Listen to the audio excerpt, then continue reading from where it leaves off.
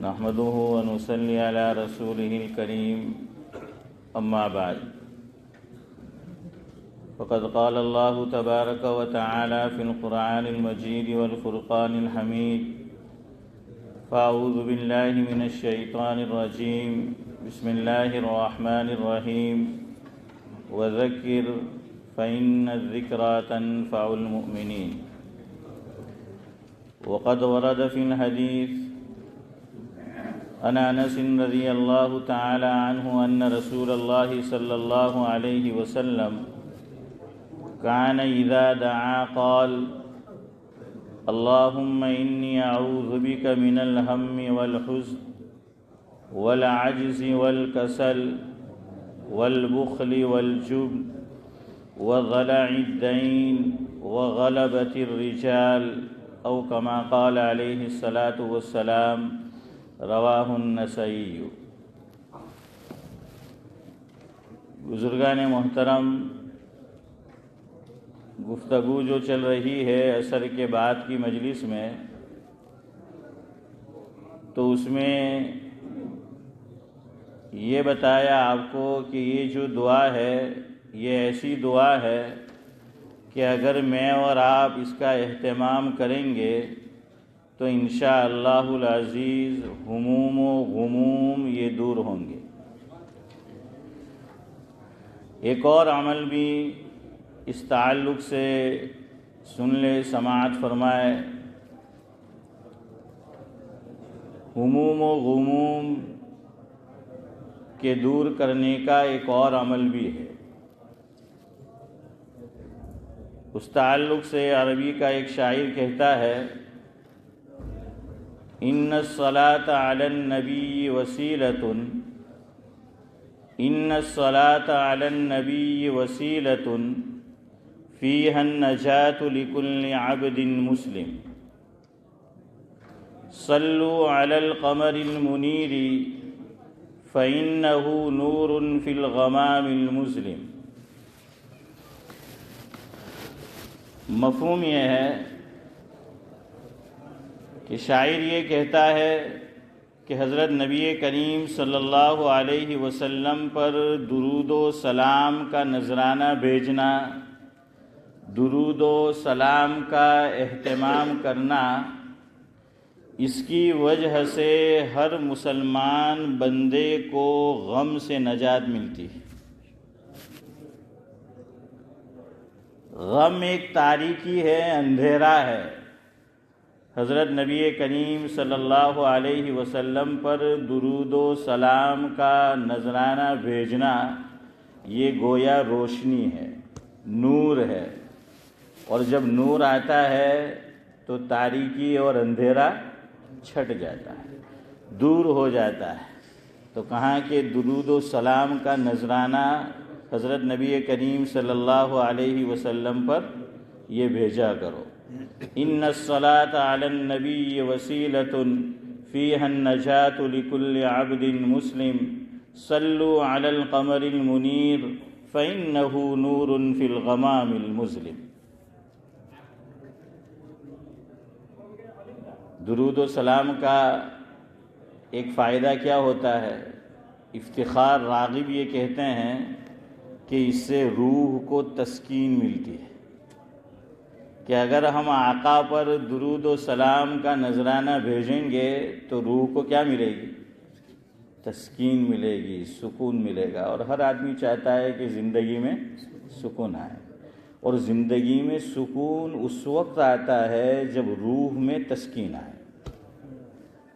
روح میں تسکین آتی ہے تو جو اعضاء و جوارح ہیں دیگر، انسان کی جو باڈی ہے وہ بھی پرسکون یہ رہتی ہے۔ تو افتخار راغب نے لکھا ہے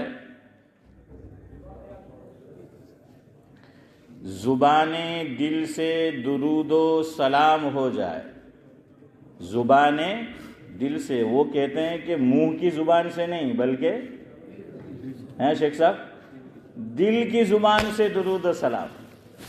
اور صرف جمعہ کے دن اہتمام نہیں کرنا ہے، ہم لوگ ایک تو اہتمام نہیں کرتے نماز کے علاوہ، دوسرا یہ کہ کرتے بھی ہے تو صرف جمعہ کو۔ روزانہ اگر آدمی اہتمام کرے گا تو اس کا فائدہ محسوس کرے گا، زندگی پرسکون ہوگی، غم تکالیف یہ فکریں یہ دور ہوگی۔ تو افتخار راغب لکھتے ہیں زبان دل سے درود و سلام ہو جائے، زبان دل سے درود و سلام ہو جائے، روح کی تسکین کا کچھ سامان ہو جائے، روح کی تسکین کا کچھ سامان ہو جائے۔ اور ایک پیغام ہے، ایک سندیش ہے، ایک میسیج ہے مجھے، آپ کو، ہر مسلمان کو۔ افتخار راغب یہ کہتے ہیں کہ درود و سلام تو ہمیں بھیجنا ہی ہے اللہ تعالیٰ کے محبوب پر، حضرت نبی کریم صلی اللہ علیہ وسلم پر، اس سے روح کو تسکین ملے گی، لیکن ساتھ میں میری اور آپ کی ایک اور ڈیوٹی ہے، ایک اور ذمہ داری ہے۔ وہ کیا ہے؟ آگے وہ لکھتے ہیں تمام عمر اسی فکر میں کٹے راغب، تمام عمر اسی فکر میں کٹے راغب، یہ ہے پیغام، پیام شاہ مدینہ کا عام ہو جائے۔ یعنی حضور جو مشن کو لے کر آئے ہیں، حضور کی جو دعوت ہے، حضور کا جو پیام اور پیغام ہے، وہ کیا ہو جائے؟ عام ہو جائے۔ اب عام مجھے اور آپ کو کرنا ہے۔ اور حضرت امام شافعی رحمۃ اللہ علیہ نے تو بڑی پیاری بات کہی ہے۔ حضرت امام شافعی رحمۃ اللہ علیہ جہاں فقیہ تھے وہیں پر بڑے شاعر بھی تھے۔ ہمارے حضرت مولانا عبداللہ صاحب کاپود روی نور اللہ مرقدہ، آپ میں سے بہت سے حضرات نے زیارت بھی کی ہوگی، ماضی قریب میں انتقال ہوا ہے۔ حضرت نے حضرت امام شافعی رحمۃ اللہ علیہ کے اشعار جو عربی زبان میں ہیں اس کا اردو میں ترجمہ کیا اور مختصر تشریح کی، اور ہمارے گجرات میں ایک ادارہ ہے جمبو سر میں، تو جمبو سر سے، وہاں کے ادارے سے یہ کتاب چھپی ہے، انہوں نے شائع کی ہے۔ حضرت امام شافعی رحمۃ اللہ علیہ اس تعلق سے کہتے ہیں، درود شریف کے تعلق سے اور اہل بیت کی تعریف میں، یا آل بیتی، یا آل بیتی رسول اللہ حبکم فرض من اللہ فی القرآن انزلہ، یکفیکم من عظیم الفخر انکم من لم یصلی علیکم لا صلاۃ لہ، او کما قال۔ کیا کہا؟ ایک تو اہل بیت کے تعلق سے فرمایا کہ تم سے محبت کرنا از روئے قرآن ہم پہ فرض ہے۔ اہل بیت سے محبت کرنا کیا ہے؟ امام شافعی رحمۃ اللہ علیہ فرماتے ہیں کہ ہم پر فرض ہے از روئے قرآن، اور پھر آگے کہتے ہیں کہ آپ کی فضیلت کے لیے یہی چیز کافی ہے۔ دیکھیں درود شریف جو میں اور آپ پڑھتے ہیں اس میں حضور کی آل کا بھی ذکر ہے، اہل بیت کا بھی ذکر ہے۔ پڑھو، کیا پڑھتے ہیں ہم؟ اللہم صلی علی محمد، یہ حضور پر ہو گیا۔ پھر کیا ہے؟ وعلی آل محمد۔ آل محمد کون ہے؟ اہل بیت ہے، اہل بیت ہے۔ تو حضرت امام شافعی رحمۃ اللہ علیہ فرما رہے ہیں کہ اہل بیت آپ کی فضیلت تو دیکھیے، من لم یصلی علیکم لا صلاۃ لہ، کہ جب تک ایک نمازی مصلی مسلمان جو نماز ادا کر رہا ہے، جب تک تم پہ درود نہ بھیجے اس کی نماز ہی کامل نہیں ہوتی، اس کی نماز ہی مکمل نہیں ہوتی۔ یہاں ایک مسئلہ سن لیجیے، حضرت امام ابو حنیفہ علیہ الرحمہ، احناف کے یہاں نماز میں، عبد الملک صاحب آپ آرام سے بیٹھ جائے، آپ کی جسامت زیادہ ہے، آپ ایسے نہیں بیٹھ سکیں گے، تھک جائیں گے، آپ آرام سے بیٹھے، کوئی حرج نہیں۔ اس طرح بیٹھنا ہے کہ بے چینی نہ ہو، مجلس میں بیٹھے بھی پھر بے چینی تو ذہن منتشر رہتا ہے، یکسوئی جو ہے وہ ہونی چاہیے، تو اس لیے آرام سے بیٹھے، کوئی بات نہیں۔ حضرت امام ابو حنیفہ علیہ الرحمہ کے یہاں، احناف کے یہاں نماز میں درود پاک پڑھنا یہ فرض اور واجب نہیں ہے، کیا ہے؟ سنت۔ یعنی اگر ایمرجنسی ہے، جلدی ہے، صرف اتحیات پڑھ کے سلام پھیر دیا تب بھی نماز کیا ہے؟ ہو جائے گی، یہ مطلب ہے۔ ہاں، جہاں تک ہو سکے درود پاک کو چھوڑنا نہیں ہے، لیکن خالی مسئلہ بتا رہا ہوں کہ سنت جو حضرت نے کہا تو اس سے فرق کہاں پڑے گا، اور اختلاف کا ثمرہ حضرت امام شافعی علیہ الرحمہ اور حضرت امام ابو حنیفہ علیہ الرحمہ کے یہاں کیا ظاہر ہوگا؟ اگر میں اور آپ، ہمیں ایمرجنسی ہے، ہم نماز پڑھ رہے ہیں، آخری قعدے میں بیٹھے، قعدے اخیرہ میں، اور اتحیات ہم نے پڑھنا شروع کیا، اشہد ان لا الہ الا اللہ واشہد ان محمدًا عبدہ ورسولہ، السلام علیکم ورحمۃ اللہ، السلام علیکم ورحمۃ اللہ، نماز کیا ہے؟ ہو گئی، نماز ہو گئی۔ لیکن میں یہ کہہ رہا ہوں کہ چھوڑنا نہیں چاہیے، ہو سکے تو مختصر درود پڑھ لے۔ مختصر کون سا ہے؟ صلی اللہ علیہ وسلم، یا اللہم صلی علی محمد، اتنا خالی پڑھ لیں۔ لیکن امام شافعی علیہ رحمہ کے ہیں، اگر ہمارے سعد اللہ صاحب اس طرح نماز پڑھے کہ ایمرجنسی ہے ان کو، اور انہوں نے بھی اس طرح نماز پڑھی کہ اشہد ان لا الہ الا اللہ واشہد ان محمدًا عبدہ ورسولہ، السلام علیکم ورحمۃ اللہ، السلام علیکم ورحمۃ اللہ، آپ کی نماز نہیں ہوگی۔ کیوں؟ یہ فقہ میں حضرت امام شافعی علیہ الرحمہ کے مسلک پر، ان کی رائے پر عمل کرتے ہیں، اور حضرت امام شافعی علیہ الرحمہ کے یہاں نماز میں تشہد اور اتحیات کے بعد درود کا پڑھنا فرض ہے، اور نماز میں اگر فرض چھوٹ جائے، سننا، نماز میں اگر کوئی فرض چھوٹ جاتا ہے تو نماز نہیں ہوتی، نماز نہیں ہوگی۔ تو چونکہ یہاں کیا چھوٹ گیا؟ درود پاک چھوٹ گیا، اور درود پاک کیا ہے؟ فرض ہے، اس لیے نماز نہیں ہوگی۔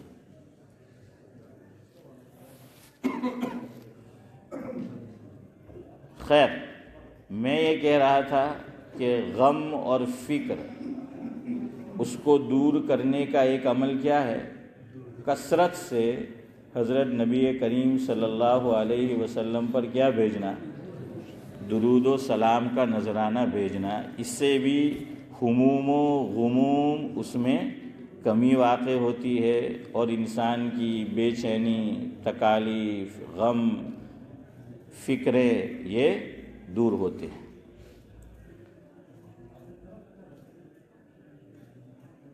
میں نے جو شروع میں عربی شعر پڑھا، اس میں شاعر نے یہ کہا، صلو علی القمر المنیر۔ حضرت نبی کریم صلی اللہ علیہ وسلم کے تعلق سے انہوں نے یہ جملے استعمال کیے، قمر اور منیر۔ قرآن کریم میں اس طرح نہیں ہے۔ قرآن کریم نے قمر کی جگہ کیا کہا ہے؟ سراج کہا ہے۔ قمر کا کیا معنی؟ چاند۔ قمر کا کیا معنی؟ چاند۔ اور سراج کا کیا معنی؟ سورج، آفتاب ہے۔ سراج کا کیا معنی ہے؟ آفتاب۔ اللہ تعالیٰ نے جہاں اپنی تخلیق کا بیان کیا 19ویں پارے میں، وہاں تو یہ جملہ استعمال کیا کہ تبارک الذی جعل فی السماء بروجا وجعل فیہا سراجا وقمرا منیرا، یہ آیا ہے۔ لیکن جہاں حضرت نبی کریم صلی اللہ علیہ وسلم کے تعلق سے جو القابات ذکر کیے گئے قرآن کریم میں، وہاں قمر کی جگہ سراج آیا ہے۔ اب شاعر نے اپنے اعتبار سے قمر استعمال کیا، لیکن سراج جو کہاں، تو اس پہ مجھے ایک بات یاد آئی۔ حکیم الاسلام حضرت مولانا قاری محمد طیب صاحب نور اللہ مرقدہ سابق محتمم ام المدارس دارالعلوم دیوبند، تو حضرت نے فرمایا کہ قرآن نے قمر کا لفظ استعمال نہیں کیا۔ اللہ اکبر! کیا علوم سے نوازا تھا اللہ رب العزت نے حضرات۔ اللہ چاہتے تو قمر استعمال کر سکتے تھے جیسے شاعر نے استعمال کیا، لیکن اللہ نے قمر نہیں، چاند نہیں، بلکہ سورج وہ جو استعمال کیا۔ ویسے شعراء حضور کے لیے چاند کا استعمال کرتے ہیں، ہے نا؟ وہ مشہور شعر ہے حنیف بھائی کہ چاند سے تشبیہ دینا یہ بھی کوئی بات ہے، چاند میں تو داغ ہے اور میرے محبوب کا چہرہ تو صاف ہے۔ تو شعراء کیا ہے، وہ تو خیر چاند کے تعلق سے تشبیہ دیتے ہیں یا آپس میں باتوں کو جو ہے ایک دوسرے کے مقابل کھڑا کرتے ہیں، لیکن اللہ رب العزت نے سراج کہا، قمر نہیں کہا۔ قرآن میں ہے یا ایھا النبی انا ارسلناک شاہدا ومبشرا ونذیرا وداعیا الی اللہ باذنہ وسراجا منیرا۔ تو کیا فرمایا؟ وداعیا الی اللہ باذنہ وسراجا منیرا، کہ سراج ہے، روشن چراغ ہے، سورج ہے حضور، چاند کیوں نہیں کہا؟ تو حکیم الاسلام حضرت مولانا قاری محمد طیب صاحب نور اللہ مرقدہ فرماتے ہیں مفہوم یہ ہے، چاند براہ راست اللہ رب العزت سے روشنی حاصل نہیں کرتا۔ آپ کو پتہ ہے نا؟ دیکھیں، آپ نے سنا ہے بلکہ دیکھا بھی ہے، چاند گرہن ہوتا ہے، یعنی چاند کو گرہن لگ جاتا ہے۔ کیوں؟ کیا چیز درمیان میں آڑ آ جاتی؟ سورج۔ کیا آڑ آ جاتی؟ سورج۔ چاند میں جو روشنی آتی ہے، جو نور آتا ہے، چاند سورج سے روشنی حاصل کرتا ہے۔ چاند کس سے روشنی حاصل کرتا ہے؟ سورج سے روشنی حاصل کرتا ہے۔ اور سورج کس سے روشنی حاصل کرتا ہے؟ جزاک اللہ۔ ڈائریکٹ اللہ رب العزت سے سورج روشنی حاصل کرتا ہے، لیکن چاند سورج سے روشنی حاصل کرتا ہے۔ تو گویا درمیان میں غیر اللہ کا واسطہ آ گیا۔ کیا آ گیا؟ غیر اللہ کا واسطہ۔ اگر آپ سمجھیں گے بات کو تو بڑی اہم بات کہی ہے حضرت نے کہ چاند سورج سے روشنی حاصل کرتا ہے، سورج مخلوق ہے، تو چاند اپنی روشنی حاصل کرنے میں غیر اللہ کا محتاج ہوا، اور سورج براہ راست ڈائریکٹ اللہ رب العزت سے روشنی حاصل کرتا ہے، درمیان میں کوئی واسطہ غیر اللہ کا نہیں ہے۔ حضور کے تعلق سے اللہ یہ بتلانا چاہتے ہیں کہ یہ جو میرا نبی ہے، یہ جو محمد صلی اللہ علیہ وسلم ہے، یہ غیر اللہ سے علم حاصل نہیں کرتے، روشنی علم کا نور حاصل نہیں کرتے۔ محمد وہ ذات ہے، وہ شخصیت ہے کہ یہ براہ راست اللہ رب العزت سے علم کا نور اور علم کی روشنی حاصل کرتے ہیں۔ تو کوئی یہ نہ کہتا کہ بھائی یہ تو غیر اللہ کا واسطہ آ گیا، تشبیہ دی۔ فرمایا کہ نہیں، حضور کا کوئی استاد اللہ رب العزت کے علاوہ ہے ہی نہیں، یاد رکھنا۔ ہاں، درمیان میں واسطہ جبریل بنے ہیں، وہی لے کر کون آتا تھا؟ حضرت جبریل امین۔ اور کتنی مرتبہ آئے ہیں حضور کی خدمت میں جبریل امین کتنی مرتبہ تشریف لائے؟ 24,000 مرتبہ۔ جزاک اللہ۔ حضرت مولانا انجر شاہ کشمیری نور اللہ مرقدہ نے اپنی کتاب میں لکھا ہے کہ یہ بھی حضور کا اور آقا کا اعجاز ہے کہ اللہ رب العزت نے جبریل امین کو جتنی مرتبہ وہی لے کر حضور کی خدمت میں بھیجا، اس کے قریب بھی کسی نبی اور کسی انبیاء کے پاس نہیں بھیجا۔ 24,000 مرتبہ کم و بیش کہ حضرت جبریل امین کیا ہے، وہی لے کر حضرت نبی کریم صلی اللہ علیہ وسلم کی خدمت میں حاضر ہوئے ہیں، لیکن جبریل امین حضور کے استاد نہیں ہیں۔ ان کی حیثیت کیا ہے؟ مثال لے لیجئے، میرے اور آپ کے مڈل مین تو ہے ہی، لیکن یہ کہ تشبیہ کیسے دیں گے؟ میرے اور آپ کے گھر کیا آتے ہیں؟ پوسٹ آتی ہے، ہاں لیٹر آتے ہیں۔ ویسے ایک صاحب مجھے کہتے تھے کہ مول صاحب ونٹر ختم ہوتا ہے اور جب میں لیٹر باکس کھولتا ہوں اور خاکی کلر کا دیکھتا ہوں سمجھ گئے نا آپ لوگ، تو کہاں کہ بے چین ہو جاتا ہوں، بڑا سا بل ہوتا ہے۔ اسی لیے شاید کمپنی والوں نے یہ کیا کہ میرے اور آپ کے دل کو دھچکا نہ لگے، کہاں ڈائریکٹ ڈیبٹ کر دو، ہے نہ بانس رہے نہ بانسری، نہ بل آئے گا نہ دیکھنے کا، نہ دل کو جھٹکا لگے گا، اور نہ جھٹکا لگے گا دھڑکا لگے گا۔ خیر،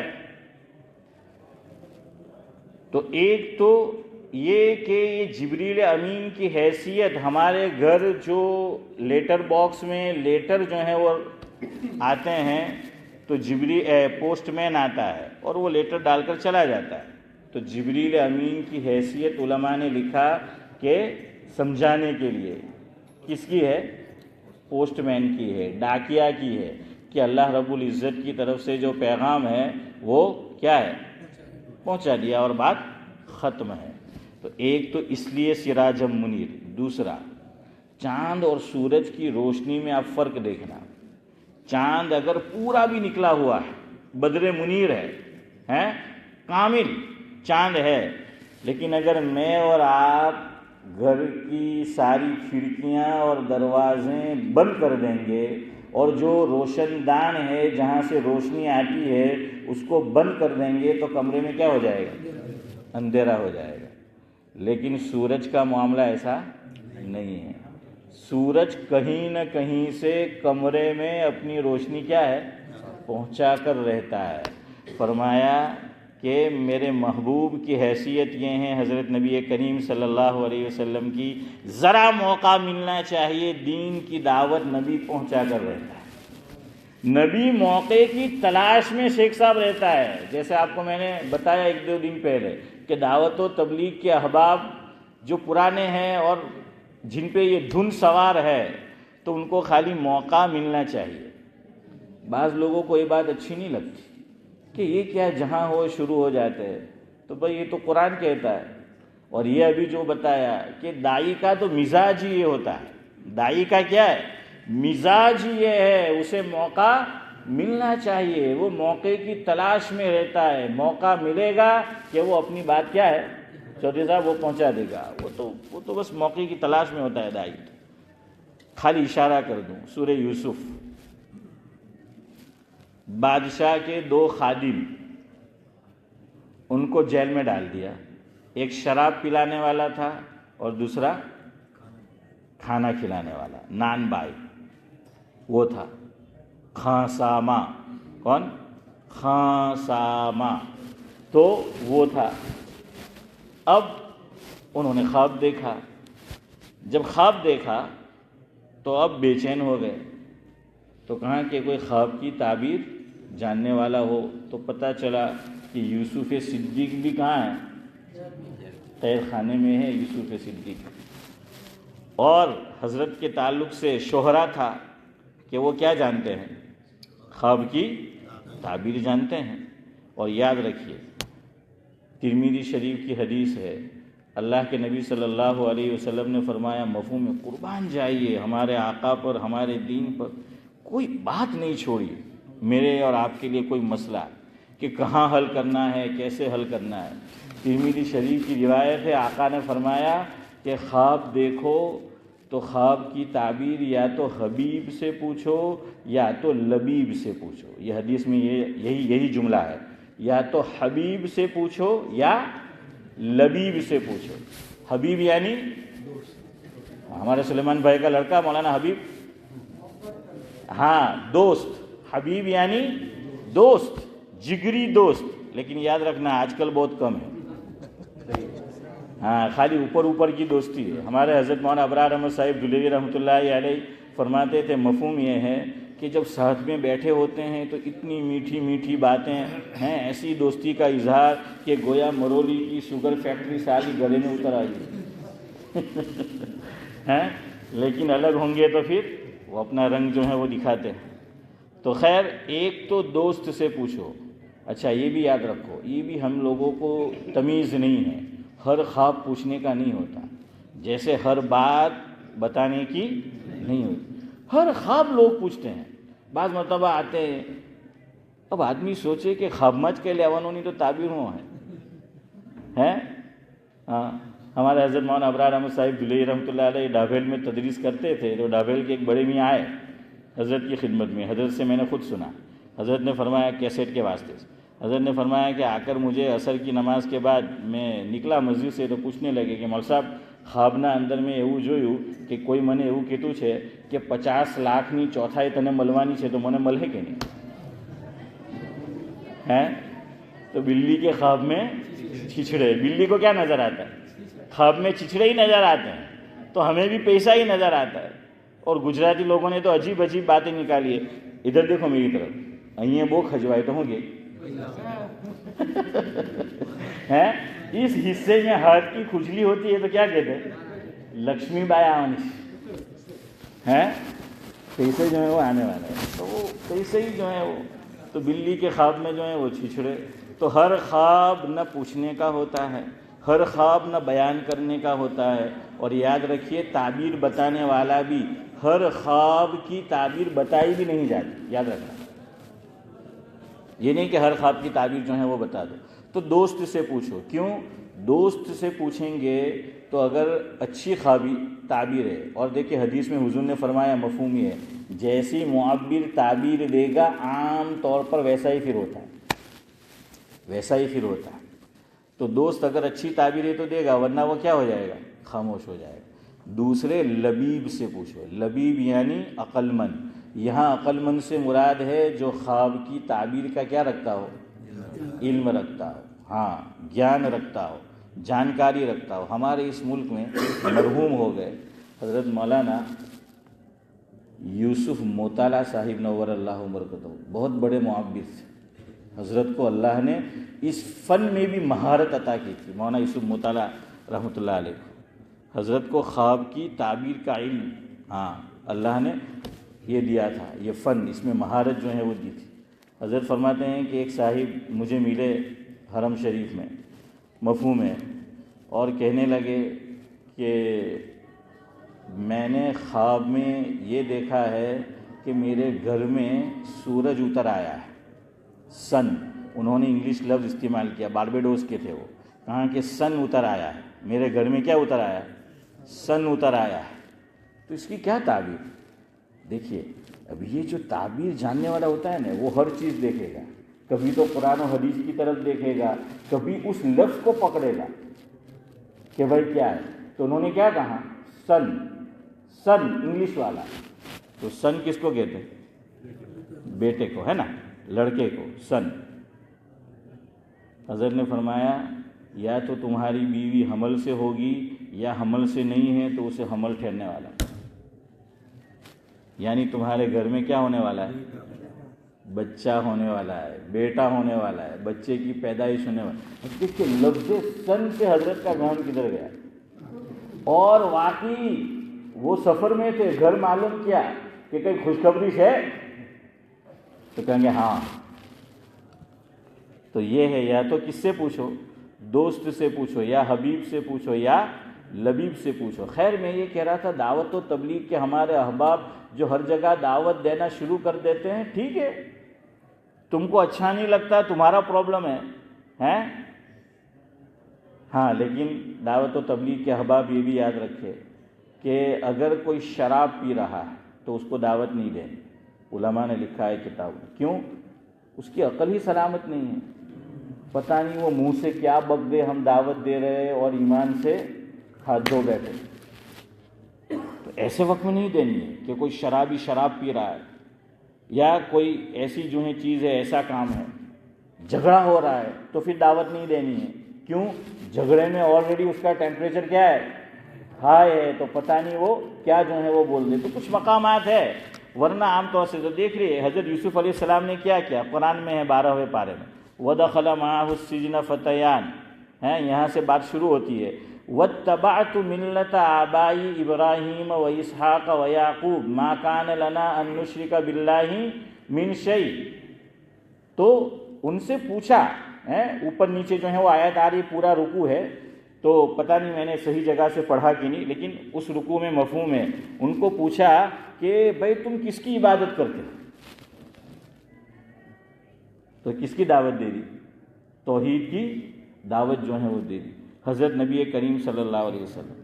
ویسے سند کے اعتبار سے علماء نے کلام کیا ہے اس پر جو میں سنانے جا رہا ہوں, لیکن ہمارے حضرت مولانا مفتی عبدالرحیم صاحب لاجپوری نور اللہ مرقدہ نے فتاوی رحیمیہ میں اس قصے کو ذکر کیا ہے.